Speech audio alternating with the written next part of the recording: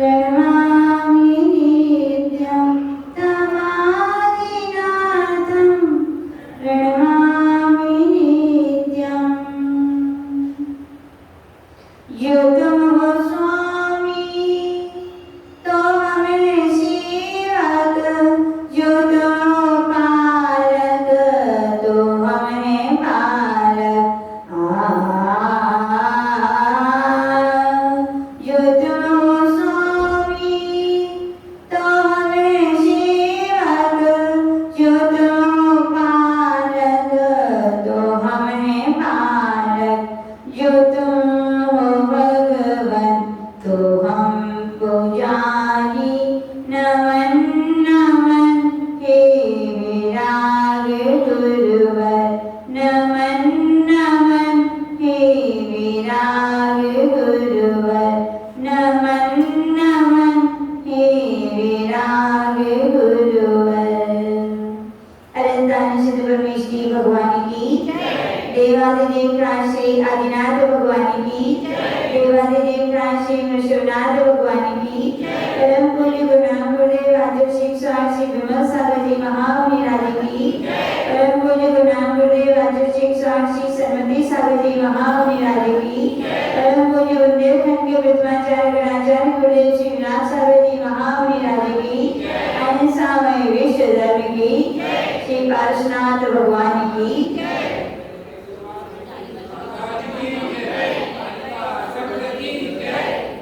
बंधुओं, समय दर्शन के निराकार, सम्यक ज्ञान के मूलाधार, सम्यक चारित्र के श्रेष्ठ आचार्य श्री परम श्रद्धेय परम आराध्य पूज्य गुरुदेव से जो कुछ सीखा, जो कुछ पाया, उसे हम आपको देने का प्रयास कर रहे हैं।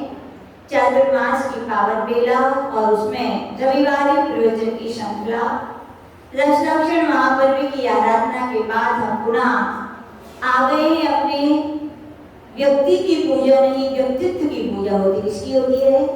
व्यक्तित्व की पूजा होती है।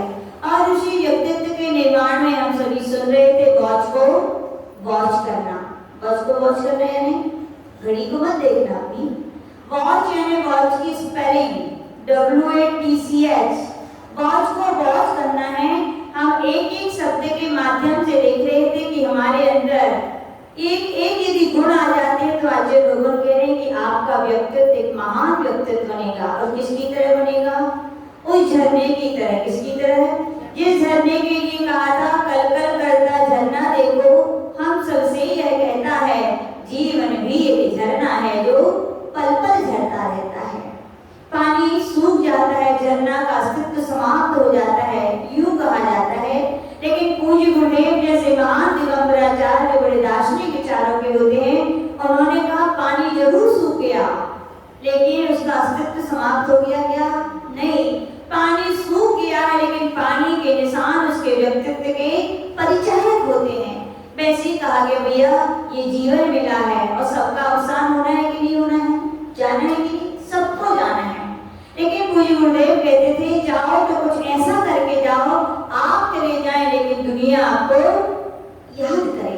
ऐसे व्यक्तित्व का निर्माण करके आप अपने जीवन में जाएं कि जैसे झरने का पानी सूख गया लेकिन उसके निशान बताते कि यह झरना था।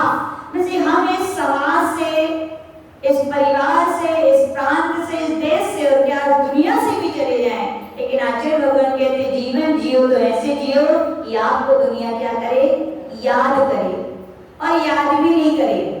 पूज्य गुरुदेव बोलते थे याद भी कौन करता है? जिनसे बातें होती हैं, जिनसे बातें होती हैं उन्हें दुनिया याद करती है। और याद तो चंद लोग करते हैं जो आपको जानते हैं। लेकिन आचार्य जी बोलते थे इस दुनिया से जा तो वो यश लेकर के जाओ। उसको लेकर के जाओ, उस यश की पताका फहरा के जाओ कि चंद लोग ही नहीं, दुनिया में कुछ ही चंद लोग हो जो आपको ना जाने। ऐसा अपने यश की पताका को अपन को फैला के जाना चाहिए। तो इस विषय में पूज्य गुरुदेव ने कहा था वॉच को वॉच कर लीजिए। पहला शब्द क्या था? W यानी WORD वर्ड। वर्ड यानी हमारे शब्द। शब्द हमारे जीवन के बहुत बड़े व्यक्तित्व के विकास में मायने रखते हैं। हम सभी सुन चुके हैं शब्द जीवन को बना भी सकते हैं तो जीवन को गिरा भी सकते हैं। शब्द जीवन में परमार्थ का निर्माण करते हैं, शब्द ही जीवन में अर्थ का निर्माण करते हैं, और शब्दों पर काबू ना किया जाए तो वे हमारे जीवन को व्यर्थ ही कर सकते हैं। तो बहुत सारी अपने व्याख्याएं शब्दों की सुनी। दूसरा शब्द क्या था? A for action. कैसे हम अपनी प्रतिक्रियाओं को करें, तो हमने बहुत अच्छी तरह से सीखा था कि धर्म के माध्यम से हम करें तो उसे हर क्रिया को जब भी करें तो कैसे करें? यत्न पूर्वक करें। कैसे करें? यत्न पूर्वक करें कि हमारे लिए भी कर्म का बंध ना हो। और जब हम ये भाव रखते हैं तो आचार्य भगवान कहते हैं नियम से जियो, तो फिर दूसरा शब्द अपने आप बन जाता है जीने। तो हम यदि यत्नाचारपूर्वक प्रवृत्ति करते तो नियम से दूसरे जीवों की भी क्या होती है?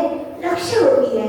बहुत सारी चीजें हमने, सोना कैसे चाहिए, चलना कैसे चाहिए, बैठना कैसे चाहिए, भोजन कैसा करना चाहिए, 100 में अपन ने बहुत अच्छी तरह सीखने की कोशिश की। और आज का तीसरा शब्द क्या है? T for thoughts. T for thoughts यानी विचार। वास्तविकता में कहा जाए, जितना जीवन में शब्दों का महत्व कम है, एक्शन का भी महत्व कम है, लेकिन जीवन को उच्च और आदर्शमय बनाने में तो सबसे ज्यादा महत्व होता है। तो किसका होता है? अपने विचारों का होता है। जितने बड़े बड़े दार्शनिक हुए, सभी ने अपने विचारों में यही कहा कि जीवन को उन्नति न शिक्षा देती है, ना अपना व्यवहार देता है। यदि जीवन को उन्नत बनाते हैं तो प्रत्येक व्यक्ति के स्वयं के उच्च विचार बनाते हैं। कौन बनाते हैं? ऊंचाइयों तक ले जाने वाले व्यक्ति के क्या होते हैं? स्वयं के उच्च विचार होते हैं। और हमने बताया था 2006 में जब पूज्य गुरुदेव के साथ हम लोग श्रवण वेल बोला गए। कौन कौन के श्रवण वेल बोला? हाथ ऊपर करो। नहीं, बहुत लोग नहीं गए। ये बहुत लोग कहीं नहीं गए। नहीं, देखो जीवन मिला है इसीलिए मिला है। ये पैर खाली घर से दुकान, दुकान से ऑफिस तक के लिए नहीं है। ये पैरों की शोभा इसलिए है कि आप भैया इतने सारे क्षेत्र हैं, उनके क्या करें? जीवन में एक बार दर्शन तो कर लो। देखो साधु संत हम लोग पूज्य गुरुदेव ने पैदल पैदल हम 3 बार श्रवण वेल बोलो। कितनी बार हुआ है? तो आप तो गाड़ी वाले हो, एक बार जरूर होना चाहिए। श्रवण वेल बोला में जब बाहुबली भगवान के उस मनमोहक चमत्कारिक अतिशयकारी, अतिशय है कि नहीं भगवान का? क्या अतिशय है? पहला अतिशय तो ये है कि उसकी छाया नहीं होती, और दूसरा अतिशय ये है कितने भी पशु पक्षी कुछ भी गंदगी करते हैं लेकिन उस पर कभी कुछ भी प्रभाव नहीं पड़ता। ये तो लौकिक है। अलौकिक अतिशय तो ये है कि भगवान की मनमोहक उस विराट में वितरागता के दर्शन करते हैं तो मन की जो शांति है वो क्या है? शांति में प्रेरित। कितना भी अशांत मन हो, व्याकुल हो, लेकिन बाहुबली भगवान का वहां पर जाके दर्शन करते हैं। दर्शन तो छोड़ी, आंख बंद करके भी यहाँ यदि हम लोग विचार करते हैं तो मन में क्या होती? बड़ी शांति मिलती है। अलौकिक फल है।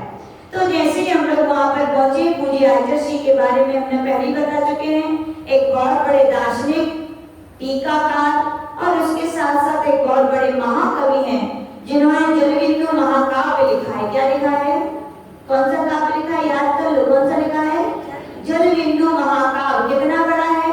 तो इतना बड़ा है कि जिसकी प्रस्तावना ही 90 पेज की है। कितनी है? प्रस्तावना जिसकी 90 पेज की है, यानी कि विशाल 2000-3000 कविताओं से युक्त पूज्य गुरुदेव का जलबिंदु महाकाव्य। आचार्य जी ने जैसे ही बाहुबली भगवान के दर्शन किए, और आपके लिए तो कलम चाहिए पड़ेगी, कॉपी चाहिए पड़ेगी, लेकिन धन्य पूज्य गुरुदेव के ज्ञान की गहराइयां हैं, चिंतन की ऊंचाइयां, कि वहां ना कलम चाहिए ना कॉपी चाहिए। अपने आप ही भगवान के लिए देखा और उनके मना कहे हृदय में भक्ति की धारा फूट पड़ी। और आचार्य जी ने पहली लाइन ही लिखी थी, और आचार्य जी ने एक एक अंगों को देख करके आचार्य जी ने उनकी लाइनें बनाई है। बहुत सुंदर सुधी है। पहली लाइन भगवान के मस्तक को देख करके आचार्य जी ने लिखी थी, दीर्घ भार तब भरा रहा, भाग्यवान को बता रहा, सोच रखो तुम नीचे ऊंची, ऊंचाई मिलेगी जो समूची। क्या बोला? भगवान का मस्तक मस्तिष्क दीर्घ यानी चौड़ा लंबा है तो क्या बोल रहा है, ऊंचाइयां चाहते हो तो क्या करो, सोच, अपने विचार, अपने थॉट्स, अपने चिंतन की धारा को क्या रखो, उच्च रखो। और वास्तविकता सही है, जैसे जिस व्यक्ति के विचार की धारा होती है व्यक्ति का वैसे जीवन बनता है। बोलो बनता है कि नहीं? कई बार आप लोग ने अनुभव किया होगा, हम जो सोचते हैं प्रायः वैसे हमारे जीवन में होता है। हम सकारात्मक सोचते हैं तो हमारे जीवन सकारात्मक ही उपलब्धियां मिलती हैं, और हम जब नकारात्मक सोचते हैं तो जीवन में वैसे ही होता है। तो कहा गया आपको यदि अपना उच्च जीवन बनाना है तो विचार क्या रखें, उच्च बनाएं। आप अपने को बहुत सरल सहज जीवन बनाना है तो विचार भी अपने कैसे रखें, सरल सहज रखें।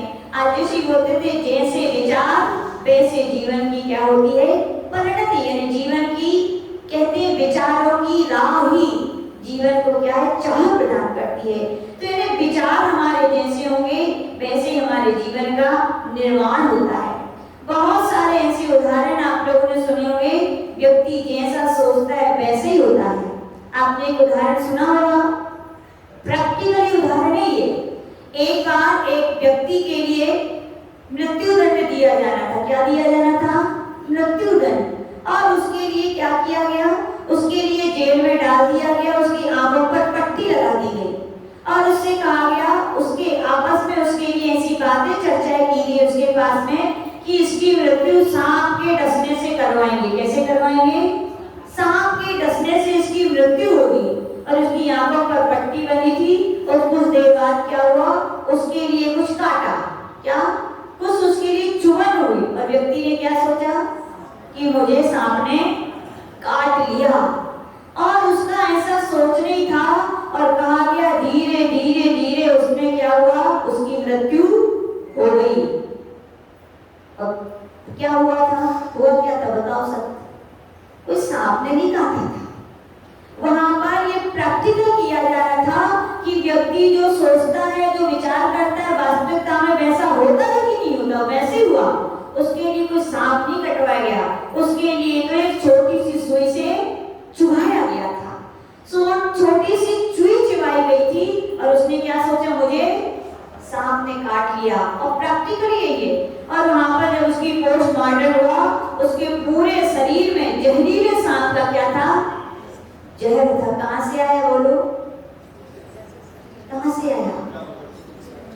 बिल्कुल सही है कि हम जैसा सोचते हैं वैसे ही हमारे मन में तत्व बनते हैं। हमारे आदर्शी भी हम लोगों से बोलते हैं, ज्यादा औषधियों के चक्कर में, ज्यादा व्यवस्थाओं के चक्कर में अपन को नहीं होना चाहिए।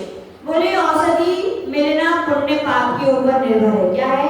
और कभी कभी तो औषधि भी आ जाती है, चौके में भी पहुंच जाती है, देख लोग चलाना। अब क्या करोगे, लड़ोगे क्या, डांटोगे क्या सांपों को? वे अपने ऊपर बल नहीं है। तो आदर्शी बोलते थे हमारे विचार, जैसा विचार करके हम पानी को भी पिएंगे। बोले आप पानी को भी पीजिए तो क्या सोचिए, ये वही औषधि है जो हमारे लोगों को दूर करने वाली है। और बिल्कुल सत्य है। विशाख आहार स्त्रोत में धनंजय कवि वहां पर कह रहे हैं कि भगवान, लोग दुनिया में कहते हैं कि रसायन होते हैं, कल्पवृक्ष होते हैं, चिंतामणि रत्न होते हैं। बोले कुछ नहीं है ये सब, आपका नाम ही चिंतामणि रत्न है, आपका नाम ही कल्पवृक्ष है, आपका नाम ही अमृत है और आपका नाम ही औषधि है। हम जैसे विचारों से उस व्यक्ति को या उस वस्तु का यूज करते हैं वैसा ही वो हमारे शरीर पर क्या डालती है, प्रभाव डालती है। तो आज के लोगों ने यही कह रहे हैं, हम अपने खाए हुए भोजन को अमृत भी बना सकते हैं और बोलो जहर भी। किसके द्वारा? केवल विचारों के द्वारा। आज जितनी ये थेरेपी चल रही है ना नई, उसमें क्या किया, मन को ही तो दिशा दी जाती है कि आप ऐसा विचार कीजिए, ऐसा चिंतन कीजिए, ऐसा सोचिए कि मैं स्वस्थ हूँ, मैं निरोग हूँ, मैं प्रसन्न हूँ। क्या है? मानसिकता ही सब कुछ है। तो आज भगवान कह रहे विचार बहुत बड़ी शक्ति है, विचार बहुत बड़ी ताकत है, विचार बहुत बड़ी औषधि है। लेकिन कैसे होंगे? हमारे ऊपर डिपेंड, इसके ऊपर डिपेंड करते हैं। हम जैसे विचार करेंगे वैसा ही हमारे ऊपर नहीं, ये दूसरों के ऊपर भी प्रभाव डालती है। ये तो कि उसने सोचा कि मुझे सांप ने काटा और उसका शरीर क्या हो गया, जहरमय हो गया, ये स्वयं के ऊपर प्रभाव है। लेकिन आचार्य जी बोलते थे, हम जो सोचते हैं, जिस व्यक्ति के बारे में सोचते हैं, उसका प्रभाव उस व्यक्ति पर भी पड़ता है कि नहीं पड़ता? पड़ता है नियम से। आपके घर में आप 4 लोग हैं, आप चाहते हैं सब हिलमिल कर रहें, सब प्रेम से रहें, सब अपनेपन से रहें, तो क्या करना चाहिए? उनकी बुराइयां सोचो मन में, वो ऐसे हैं, वो ऐसा करते हैं, हम इतना अच्छा करते हैं फिर भी ये उल्टे उल्टे करते हैं। हो जाएंगे क्या वो सीधे? हो जाएंगे क्या वो आपके अपने? याद रखना, आप निगेटिव सोच रहे हो उनके बारे में, तो वो भी आपके बारे में कैसा सोचेंगे? निगेटिव। ये तो बॉल है रबड़ की, जैसी दीवार पे जितनी स्पीड से मारोगे उतनी स्पीड से वो आपके पास रिटर्न बैक आएगी। या कहें नए नए जब मकान बनते हैं, आवाज लगाते हो ना, कुछ भी तो वहां से आवाज रिटर्न आती है। तो आचार्य भगवान कह रहे ये मनोवर्गणाएं विज्ञान है, ये मनोवर्गणाएं की आवाज है। हम बोले या ना बोले, लेकिन वो व्यक्ति के पास तक जाती है कि नहीं जाती? जाती है कि नहीं? बोलो, जाती है। इसकी आती है कि नहीं? क्यों आती है? पैर में खुजली होती है कि नहीं? क्यों होती है? बोलो, किसी ने खुजलाया क्या आपको? किसी ने आपको इसकी लाया? क्यों लाया? ये बिल्कुल रियलिटी है, मनोविज्ञान है। व्यक्ति आपके बारे में आके तो कोई मुझे याद कर रहा है कि नहीं? तो आचार्य भगवान कह रहे हैं यही तो मनोवर्गणाएं हैं, यही तो अपने विचारों का प्रभाव है कि एक व्यक्ति सामने वाले के प्रति अच्छा सोचता है तो नियम से सामने वाला भी आपके प्रति अच्छा ही सोचेगा, और आप यदि उसके बारे में गलत सोच रहे हो तो नियम से आप कितनी सोचे वो अच्छा हो जाए, लेकिन वो 3 काल में अच्छा होने वाला नहीं है। इसका भी रियल प्रैक्टिकल हम आपको सुनाते हैं। एक बार की बात है, एक नगर में एक राजा बहुत बीमार हो गया। जब बीमार हो गया तो सारे नगर में एक खबर पहुंच गई कि राजा बहुत बीमार है, असाध्य रोग है बोले उसके लिए। बहुत बड़े बड़े डॉक्टर आ रहे हैं, वैद्य आ रहे हैं, लेकिन उसका इलाज ठीक नहीं हो रहा है। यहाँ उसकी ये खबर सारे नगर में फैल गई। वहां पर एक सेठ जी रहते थे, वो उनके लिए खबर मिली तो उन्होंने कुछ काम किए और उन्होंने जो भी विचार किया नहीं मालूम क्या किया। लेकिन एक दिन क्या हुआ कि राजा और मंत्री ने कहा, महाराज लगता है आपको महल का वातावरण अनुकूल नहीं है, थोड़ी आप बाहर की हवा लीजिए। क्या लीजिए? बाहर की हवा लीजिए। तो उसने कहा ठीक है भैया, जब ये इलाज काम में नहीं आ रहा तो ये भी करके देख लो। राजा और मंत्री दोनों शहर के लिए जा रहे थे और जाते जाते उसे सेठ की दुकान दिखी। क्या दिखी? और राजा ने जैसे सेठ को देखा तो उसके अंदर भाव है। क्या भाव है? इसको पकड़ के कोठी में डाल दिया जाए, इसकी सारी जायदाद जमीन को जब्त कर लिया जाए, इसको दंड दिया जाए। राजा को बड़ा लगा, सोचने पड़ गया, इसको देख के मेरे क्यों ऐसे विचार हो रहे, क्या बात है। एक दिन हो गए, दूसरे दिन पुनः राजा वहीं से निकला। जैसे उसने सेठ जी को देखा तो उसके फिर से वैसे भाव हुए, इस सेठ के लिए पकड़ के कोठी में डाल, इसको दंड दिया जाए। अब क्या किया जाए? राजा बहुत चिंतित हो गया। तो मंत्री ने पूछा, राजन क्या बात है, आप जब भी इस रास्ते से गुजरते हैं तो आपका मन व्याकुल हो जाता है, आप कुछ विचारने लगते हो, क्या बात है? तो मंत्री सही वही होते हैं जो राजा की मन की परिणति को पहचान जाए। तो राजा ने कहा, समझ में नहीं आता मेरे को, जब भी मैं महल से निकलता हूँ तो सब कुछ अच्छा रहता है, लेकिन ये सेठ की दुकान के यहाँ से मैं गुजरता हूँ तो ना जाने मेरे मन में इसके प्रति बुरे भाव आते हैं, मुझे नहीं मालूम क्यों आते हैं। तो मंत्री ने कहा, महाराज मुझे समय दीजिए, मैं आपके इसका समाधान ढूंढ के बताता हूँ। और महल में वो राजा चले गए, मंत्री अपने काम से आया और सेठ जी के पास आया। बोले, सेठ जी ठीक है आप? बोले हाँ। बोले क्या बात है, आपकी दुकान वगैरह ठीक चल रही है क्या? बोले दुकान तो ठीक चल रही है, फिर भी चेहरे पे परेशानी तो लग रही है। बोले क्या बात है? तो बोले क्या करें, हमने बहुत सारी चंदन की लकड़ियां खरीद के रख ली हैं, अब वो बिक ही नहीं रही है। बोले मैं चाहता हूँ ये बिक जाए। तो मंत्री होते हैं बाल की खाल निकालने वाले की,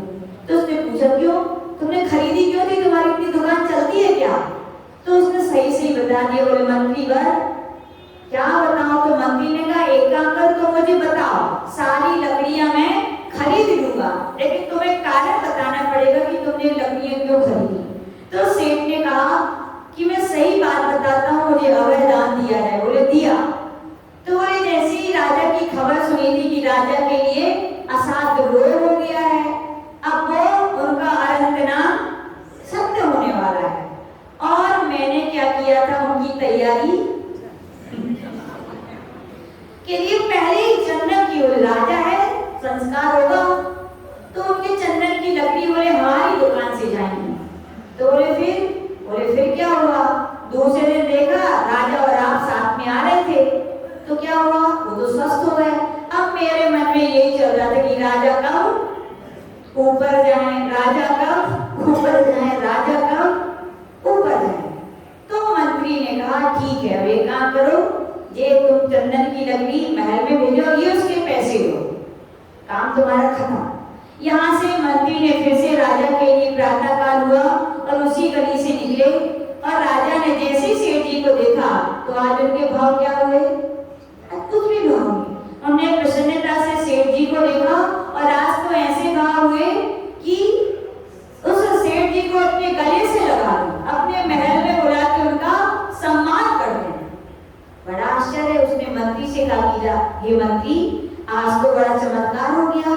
3 दिन से जिस गली से निकलता था तो यूं भाव हो रहे थे कि सेठ को दंड दूं, लेकिन आज वहां से निकला तो यूं भाव हो रहे थे कि उसका सम्मान करूं। तो मंत्री ने पूछा, मंत्री जी क्या बात है?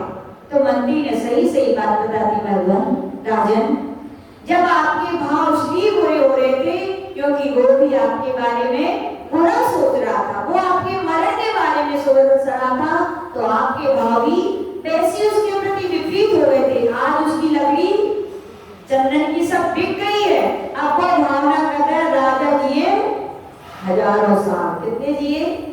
तो कहने का तात्पर्य बिल्कुल सही है ये बात कि हमारे विचारों का प्रभाव जितना स्वयं को प्रभावित करता है उतना ही दूसरों के ऊपर भी प्रभाव करता है। आज सभी लोग इसी से दुखी है कि नहीं? जे हमारी सुनते नहीं, वो हमारी मानते नहीं, हम ऐसा करना चाहते वो ऐसा करते नहीं, हम किनके साथ इतना अच्छा चाहते वो हमारे साथ बुरा ही बुरा करते हैं। सही है क्या? आज जैसे बोलते थे नहीं, इतना सही नहीं है जितना आपने सोच लिया। जितना व्यक्ति को बुरा समझता है वास्तविकता में उतना व्यक्ति बुरा नहीं होता। लेकिन ये कब देखोगे? जब विचार आपके पॉजिटिव होंगे, तब आपकी वैसी दृष्टि बनेगी, तब वो व्यक्ति मिलेगा। लेकिन हमारे नेगेटिव विचार होते हैं तो जब भी हम उसको देखते हैं तो वो हमें गलत दिखता है। इसके बारे में आजसी बोलते थे लोगों में गलतियां कम होती। क्या बोलते थे आजसी?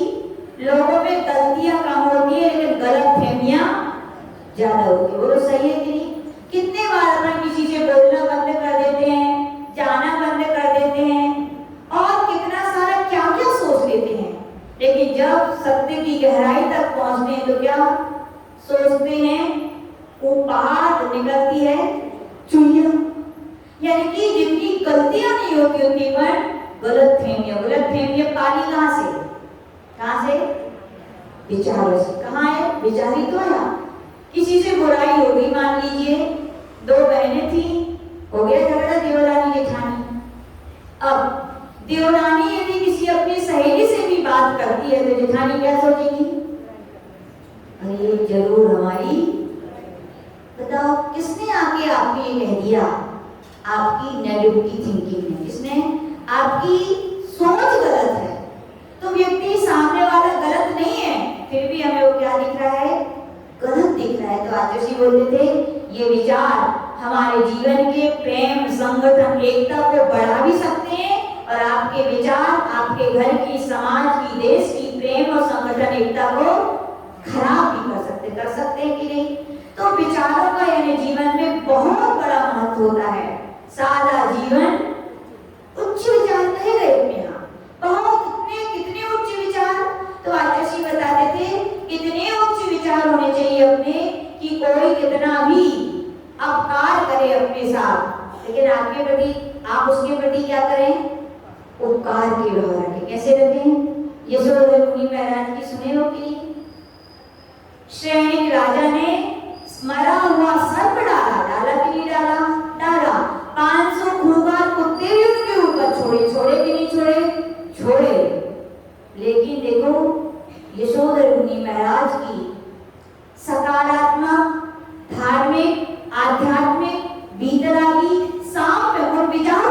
प्रभाव देखो क्या हुआ, सैनिक राजा भी क्या हो गया, पानी पानी होना पड़ा। उन्हें 500 कुत्तों को भी ऐसे बैठ गए जैसे पालतू कुत्ते हो। किसका प्रभाव बोलो, उन मुनि महाराज की उन समत्वमय परिणति का प्रभाव है, उन परिणामों का प्रभाव है कि अपकारी को भी अपकारी का बदला भी कैसे दिया। रानी चेलना भी आई, राजा श्रेणिक भी आया, रानी चेलना ने उपसर्ग दूर किया और राजा श्रेणिक ने उपसर्ग किया। महाराज ने ध्यान से अपने बाहर आए, दोनों ने नमोस्तु किया, लेकिन महाराज ने क्या कहा, कल्याण रस्तु सुमस्तु स्वस्ति रस्तु। एक को कहा कि दो को बोलो, दोनों को कहा। यानी कि जब विचार अपने उत्तम से उत्तम होते तो आचार्य बोलते हैं अपकारी जनों के प्रति भी हमारे कैसे परिणाम होते हैं, उपकार के, उनका भी क्या हो, भला हो। सब लोग बोलते हैं डंडा ही सुधार सकता है ना, पत्थर को पत्थर की चोट ही चाहिए, कांटे को कांटे चाहिए, चाहिए कि नहीं, ये आपकी भाषा हो सकती है। लेकिन पूछो वितरागी संतों से कि ऐसा सही है क्या, नहीं। वो कहते हैं किसी को झुकाने के लिए आपके न डंडा चाहिए, न पत्थर चाहिए, न क्रोध चाहिए, न अभिमान चाहिए। क्या चाहिए, क्या चाहिए, बड़ा अपना सरल और सहज स्वभाव चाहिए, विचारों की परिणतियों की निर्मलता चाहिए। अपने आप व्यक्ति का परिवर्तन हो जाता है, होता है कि नहीं। देखो माताएं होती हैं, जब प्रसव होने वाला होता है अपने आप दुग्ध आता है कि नहीं, कहां से आया बोलो, उनके अंदर जो ममत्व भाव आया किसके प्रति, अपने पुत्र या पुत्री के प्रति। वैसे कहा गया तीर्थंकरों का तो क्या होता है, पूरा ही रक्त क्या होता है बोलो, कहां से आया, क्या भर दिया गया उनके शरीर में, क्या किसका प्रभाव ये उनके प्राणी मात्र के प्रति। आप तो स्वार्थी हैं, अपने पुत्र और पुत्री के प्रति केवल ममत्व भाव आता है, क्या अपनापन आता है, लेकिन उनके प्रति तो तीनों लोगों के प्राणियों के प्रति जब दया की भावना आती, करुणा की भावना आती है, उनके अंतरंग में सबका कल्याण हो, सबका भला हो, तो तीर्थंकर जैसी प्रगति का बंद होता है। और जब उदय भी नहीं आया, अभी तो उदय कब आता है, तेरे स्थान में, अभी तो केवल उनका जन्म ही हुआ है, तो भी उसका प्रभाव देखो उनकी मनोवर्गनाओं का, उनकी उस दया का, उस करुणा का, कि उनका रक्त भी कैसा हो जाता है, पूरा सफेद। किसका प्रभाव है बोलो, किसका है, केवल विचारों का, सब प्राणियों के प्रति अच्छे विचार रखने का, अपकारी भी हो तो भी उपकार के भाव रखने का, पहचान का नहीं है तो भी अपने मन का भाव रखने का ये प्रभाव पड़ता है कि उनका रक्त क्या हो जाता है, सफेद हो जाता है। और क्या प्रभाव होता है, भगवान की मनोवर्गनाओं का ही प्रभाव है, उनके आभा मंडल का प्रभाव होता है कि जन्मजात बैरी भी, कौन कौन होते जन्मजात बैरी, सर्प और मोर या नेवला, फिर भी पंचेंद्रिय हैं। भगवान के सम्मुखरण में एक सभा किसकी होती है, त्रियंजों की, सब जाके एक साथ बैठ जाते, सिंह और गाय भी बैठ जाती, बैठे कि नहीं, किसका प्रभाव बोलो, सम्मुखरण का प्रभाव है क्या, नहीं, ये भगवान की उस निर्मल परिणति, उनकी परिणति से प्राप्त हुआ उस निर्मल आभामंडल का प्रभाव है कि वहां जन्मजात वैर भी। और तीर्थंकर का छोड़िए, यशोधर मुनि महाराज का छोड़िए, पद्म पुराण में लिखा है सीता जी जिस वन से विहार करती थी, गमन करती थी, सारे वहां के जानवर पशु पक्षी उनके पास आके बैठ जाते थे। अपने आप ही लाल बहादुर शास्त्री का भी उदाहरण आता है, जब वे बगीचे में घूमने जाते थे, अपने हाथ ऐसे फैलाते थे, सारे पक्षी उनके पास आकर के बैठ जाते थे। किसका प्रभाव बताओ, कोई मंत्र सुनाया क्या, कुछ नहीं, ये व्यक्ति की निर्मल परिणति जब होती है तो हर व्यक्ति के प्रति उपकार के भाव होते, क्या होते हैं, सबका कल्याण हो, यही तो उच्च विचार है। इसमें भी अंतर है, उच्च विचारक के परिणाम का सोच विचार दरिया होता है कि दायरा होता है, दरिया यानी समुद्र, दायरा यानी छोटा, क्या होता है उसका सोच, उसका उच्च विचार जितने भी लोग होते हैं, आज जी बोलते हैं उनकी सोच संकोच नहीं होती, उनकी सोच दायरा नहीं होती, उनकी सोच तो क्या होती है, दरिया की तरह होती है। वे केवल अपनी अकेला कल्याण चाहते हैं क्या? नहीं, वे सोचते मेरा भी कल्याण हो, सारी दुनिया का कल्याण हो। और अपने यहाँ जैन धर्म में एक बहुत अच्छी बात है, पूरी दुनिया आविष्कार कर रही है कि नहीं, चाहे साइंस हो, विश्व शांति की, इसकी जितने भी निकाले जा रहे भौतिक अनुसंधान हो रहे हैं, सब शांति के लिए। क्या शांति हो रही है? क्या बोलो, शांति बढ़ रही है? क्या शांति बोलो? शांति नहीं, अशांति का लेवल बढ़ रहा है। क्या बढ़ रहा है? अशांति का लेवल। केवल एक भारत देश और भारत देश की जैन समाज और जैन समाज के रोज शांति धारा में पढ़े जाने वाले वे शांति मंत्र के अक्षर एक ऐसे हैं कि वो विश्व शांति की निरंतर क्या करते हैं, प्रार्थना की जाती है। ये उच्च विचार कहलाते हैं कि मेरी कल्याण ना हो, किसका कल्याण हो, सबका कल्याण हो। ऐसे उच्च विचार आ सकते हैं कि नहीं? बोलो, आ सकते हैं। जब आएंगे, कब आएंगे? जब आप अपने आप को भगवान पारशुनाथ के, भगवान महावीर के, यशोधर मुनि महाराज के वंशज मानोगे। कहते हो ना हमारे घर में ऐसी परंपरा है, कितनी सारी बातों में लगाते हैं ना लोग, हमारे घर में ऐसे ही इसलिए हम करते हैं। अरे भैया, ये तो इस पर्याय का संबंध है, ये जैन धर्म से तो अपनी आत्मा का संबंध है। तो आचार्य बोलते थे विचारों को हम चाहें तो बहुत उच्च बना सकते हैं, यानी कि कोई हमारा अपकार भी करे तो भी उसका उपकार कर सकते हैं। क्या कर सकते हैं? किसके बल पर? भगवान की देशना के बल पर। भगवान ने यही कहा, क्या स्वान नहीं, क्या बनो, बार बार बोलते, क्या बनो, शेर बनो। स्वान वृत्ति छोड़ो। कोई आपके साथ आज बुरा कर रहा है, आपका अपकार कर रहा है, तो क्या वो कर रहा है? क्या बोलो, वो तो निमित्त है भैया। क्या है वो? बोलो, सत्य है कि नहीं? वो तो निमित्त है। वास्तविकता में आपके पाप कर्म का उदय नहीं होता तो किसी में ताकत थी आपको कुछ बिगाड़ पाता? किसी में ताकत नहीं थी। और आपके पुण्य कर्म का उदय है तो कोई आपका बिगाड़ नहीं सकता, और आपके पाप कर्म का उदय है तो कोई आपका कुछ। जब ये सिद्धांत अपने हृदय में आता है तो कोई कितना भी अपकार करे फिर भी उसके प्रति क्या होते हैं, उपकार के बाद। क्योंकि आचार्य हमेशा बोलते थे अपनों से बदला नहीं लिया जाता।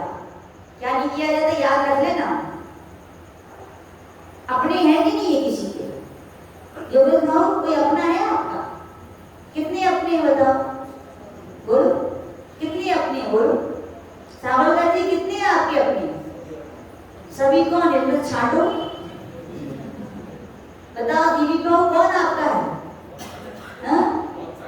सभी अपने हैं। वास्तविकता में कहा जाए सभी अपने हैं, तो ध्यान रखना अपनों से बदला नहीं लिया जाता, अपनों के तो बदलने का इंतजार किया जाता है। क्या किया जाता है? और ये बदलेंगे कब? जब आपके विचार उसके प्रति बदल जाएंगे।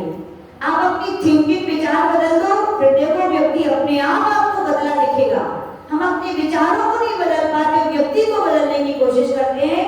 आपकी दृष्टि खराब है, नीला चश्मा लगाए हो तो वस्तु कैसी दिखेगी? बोलो, नीली दिखेगी। आपने पहले से ही उसके विषय में गलत गलत धारणाएं बना के रखी हैं, और जब भी आप देखोगे तो वैसे ही दिखने वाला है। अच्छा व्यक्ति भी आपको क्या दिखेगा? खराब दिखेगा ना। तो आचार्य बोलते थे अपनों से बदला नहीं लिया, अपनों का तो बदलने का इंतजार करो, और वो बदले, उसके बदलने के पहले किसको बदलो? स्वयं के विचारों को। आप अपने विचारों को बदल के देख लो, अपने आप व्यक्ति बदला दिखेगा।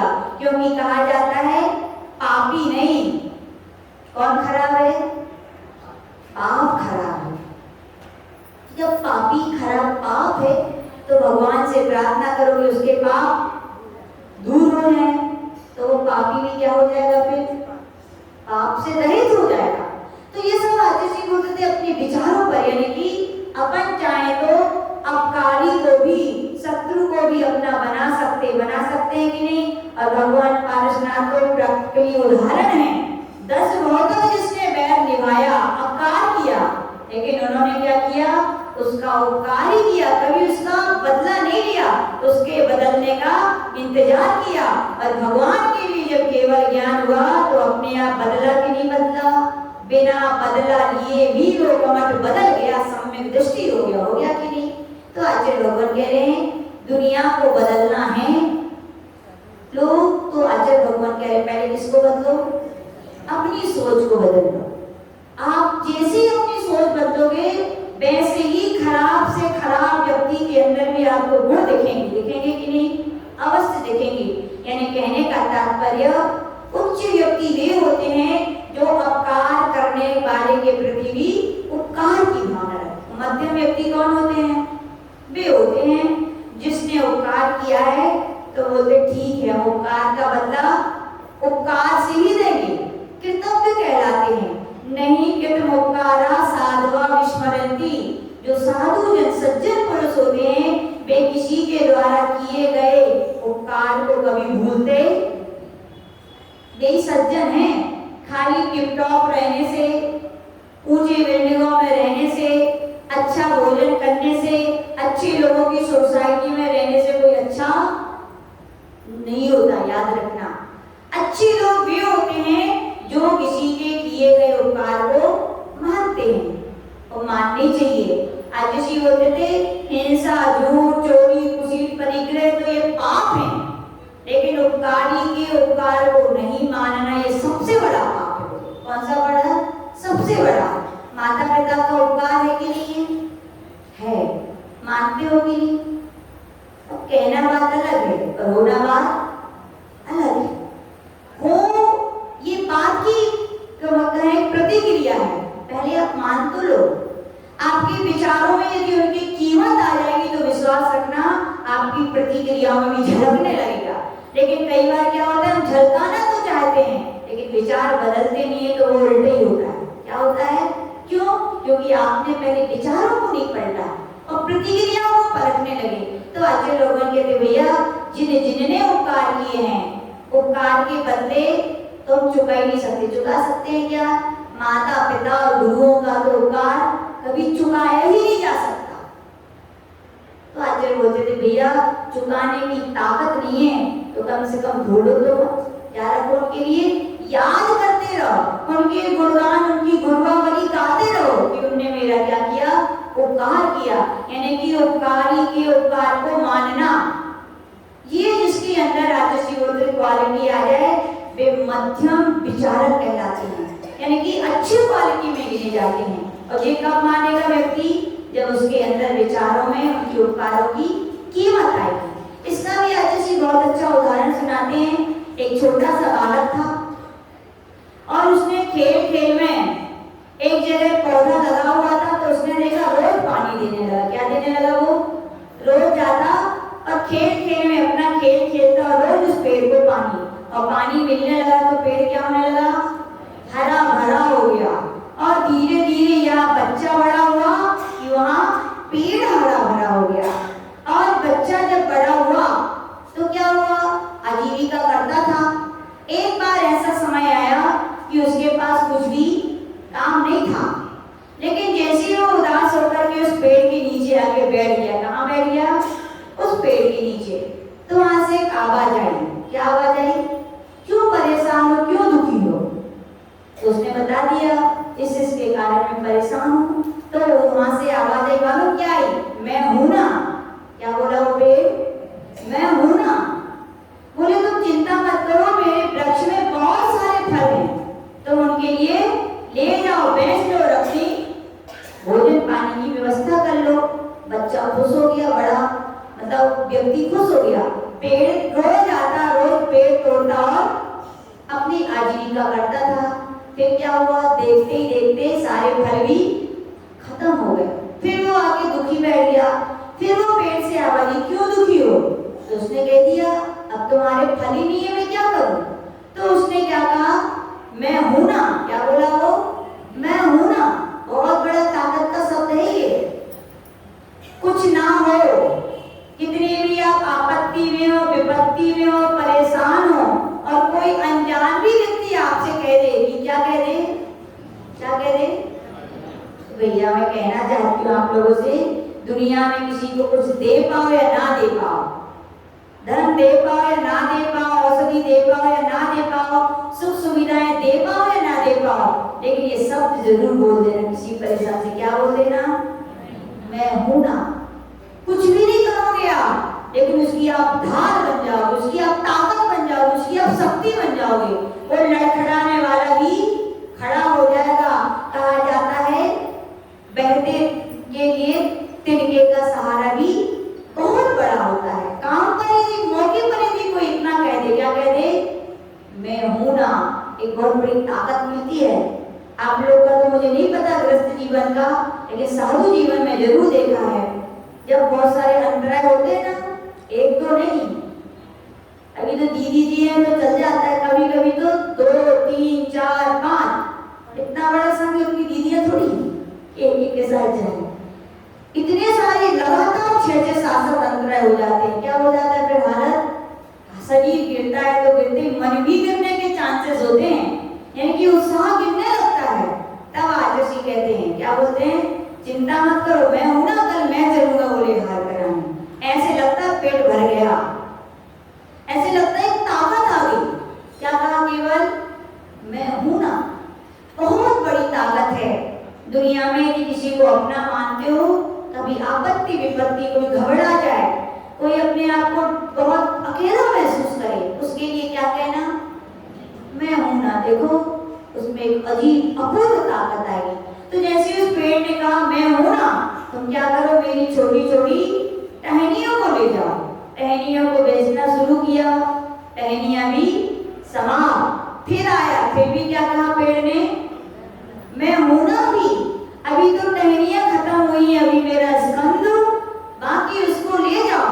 और धीरे धीरे क्या हो गया? स्कंद भी समाप्त। फिर भी क्या बोला? मैं हूं ना, अभी मेरी जड़ें हैं, तुम उनको ले जाओ। कहने का तात्पर्य, उस बच्चे ने केवल बचपन में खेल खेल में पानी दिया था, उसका उपकार किया था, और पेड़ ने देखो अपने अंतिम समय तक भी उसके उपकार को नहीं भूला। फिर भी वो पेड़ बोला मैं हूं ना, तुम फिर से मुझे पानी दो, मैं फिर से तुम्हारा उपकार करने के लिए खड़ा रहूंगा। ये है उच्च मध्यम वर्गीय लोग जो क्या करते हैं? उपकार का बदला उपकार से। कैसी भी परिस्थिति हो, सबको अपना समझते हैं, और अपना समझते हैं तो अपनों के काम भी आते हैं कि नहीं? अपनों के काम आना चाहिए भैया। आज का, पहले का एक समय था, लोग बांट बांट के खाते थे, खाते की नहीं? ये तो कौवा अच्छे हैं, कम से कम कभी कभी लगता है पक्षी आप लोग से बहुत अच्छे हैं। कौवा को एक रोटी मिल जाए, काव काव काव करके सबको बुला लेगा, और आप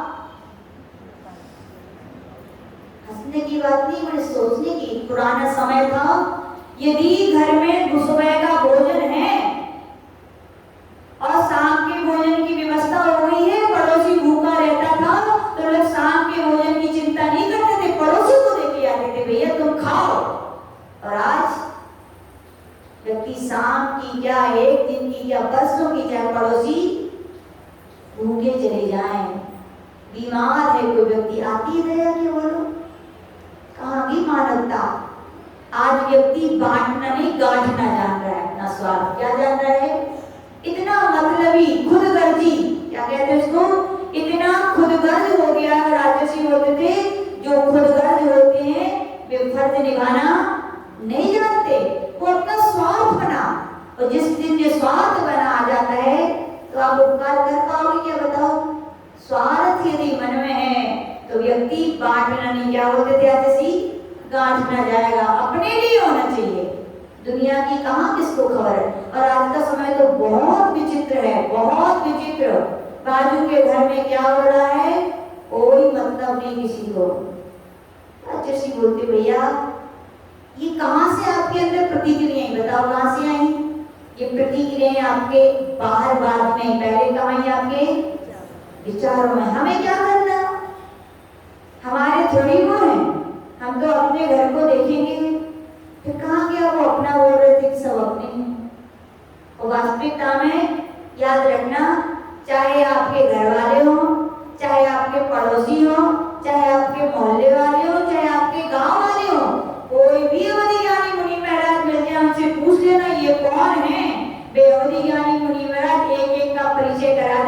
जिस भाव के आपके माता है, जिस भाव के पिता हैं, जिस भाव के ये हैं, सब आपके अपने हैं।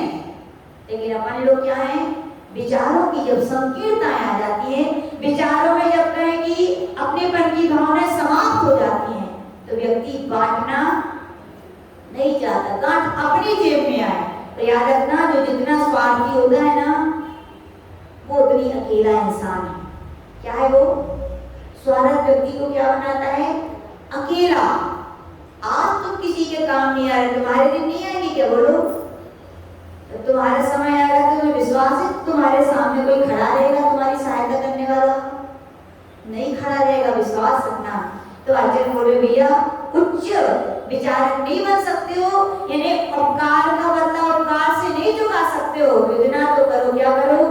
हमारे पड़ोसी कभी ना कभी तो उपकार करते हैं कि नहीं? हमारे अपने कभी ना कभी किसी प्रकार से उपकार करते, तो क्या करो? उनके उपकार का बदला किससे चुकाओ? उपकार से ही चुकाओ। तो आचार्य भगवान कह रहे, ऐसे भी जिनके विचार है वे भी ठीक है भैया। और कई लोग तो कैसे होते हैं, अपकार उपकार का बदला किससे चुकाते हैं? अपकार से। भैया कैसे आपके अंदर ये चेष्टाएं आ गई कि उपकारी के प्रति आप अपकार करने लगे? किसने सिखाया आपको? कोई दूसरे। कौन आया आपके अंदर? आपके विचार आपके ऐसे आए कि हमें उसके कृतज्ञ कहलाते हैं। क्या कहलाते हैं ऐसे लोग? कृतज्ञ।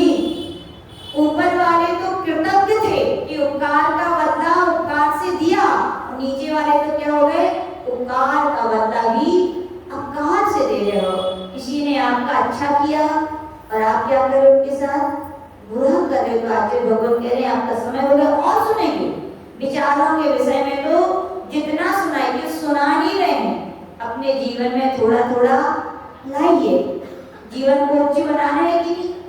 जिसको अपने जीवन को उच्च बनाना है तो विचारों में उच्चता तो लानी पड़ेगी। आचार्य बोलते थे, उद्गल के परिणमन से कल्याण नहीं होता, परिणति के परिणमन से कल्याण होता है। किसके होता है? आचार्य हम लोग हमेशा बोलते, ये साड़ी पहन ली, सफेद पिच्ची ले लिया, कमंडल ले ली, क्या है? बोले तो उद्गल का परिणमन हुआ है। किसका परिणमन करो?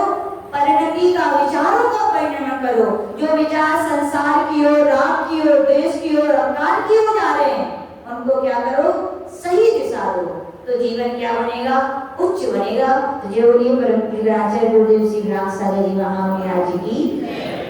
चलिए, आज बहुत सारे रिजल्ट अनाउंस होने हैं, कर दे रहे हैं। अब जो जितने लोग आए हैं सो ठीक है। ये वाला डब्बा खोलो पहले।